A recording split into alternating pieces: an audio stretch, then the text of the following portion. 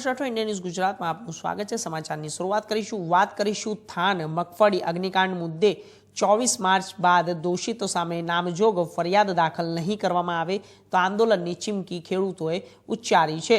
તો જ્યારે ખેડૂતો કલેક્ટર કચેરી ખાતે આંદોલન કરશે અને સુરેન્દ્રનગર થાનના ટેકાના ભાવે ખરીદ કરેલ મગફળી સળગાવી નાખવામાં આવી હોવાનો ખેડૂત નેતાઓનો આરોપ।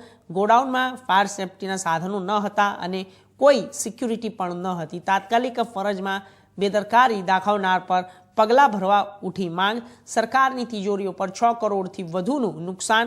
મગફળી સળગાવી ભ્રષ્ટાચાર છુપાવવા સમગ્ર કાંડ કરવામાં આવ્યા હોવાનો આક્ષેપ।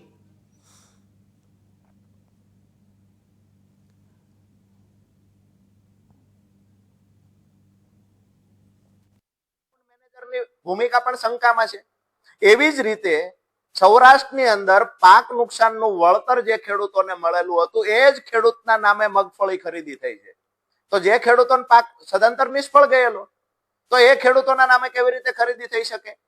એટલે જે 17 મુદ્દાઓ સાથે અહીંયા ગુજકો માસોલના ચીફને આવતી 24 તારીખે પ્રાંત સાહેબે અમુક જવાબો માટે તપાસ માટે બોલાવ્યા છે। અમારું સ્પષ્ટ માનવું છે કે મંડળી સંચાલકો જે લોકો સેન્ટર ચલાવતા હતા એને જે પેપર ઉપર બતાવવામાં આવ્યો છે ક્યાંક ને ક્યાંક એટલો સ્ટોક ખરીદી કરી જ નથી, એટલી મગફળીની ખરીદી નથી કરી, બારોબાર પૈસા ચાવ કરી દેવામાં આવ્યા છે। ગોડાઉનની અંદર જે સ્ટોક બતાવવામાં આવ્યો છે એટલો પૂરતી માત્રામાં સ્ટોક નથી। અન્ય ગોડાઉનોને અમે પ્રાંત સાહેબને વિનંતી કરીએ છીએ કે અન્ય ગોડાઉનને ચેક કરવામાં આવે ખોલીને, તો જે રજીસ્ટર પર સ્ટોક બતાવવામાં આવ્યો છે એટલો ક્યાંક ને ક્યાંક સ્ટોક નહીં મળે।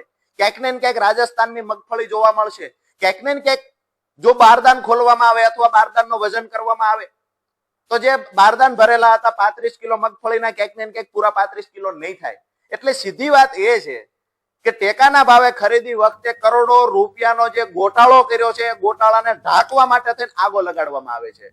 અત્યાર સુધી કોઈ આરોપીની ધરપકડ નથી થઈ। વિનંતી કરીએ છીએ સરકારને કે આવતી 24 તારીખ પછી નિર્ણય લેવામાં આવે।